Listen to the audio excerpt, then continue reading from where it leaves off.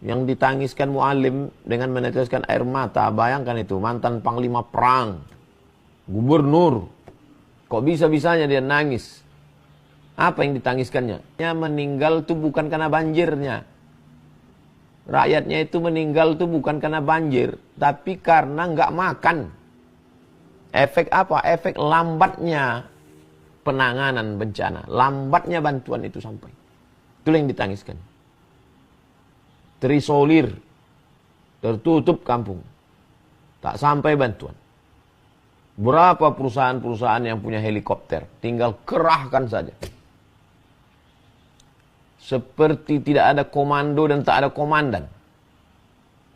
Tapi terlalu banyak orang mencela gelap, sehingga akhirnya semakin gelap nanti. Kenapa kita tidak berusaha untuk menyalakan lilin? Kalau sudah gelap semua menyalahkan, kenapa lampu tak hidup, kenapa minyak habis, kenapa genset rusak, kenapa. Tapi ada beberapa saudara kita yang menyalahkan lilin.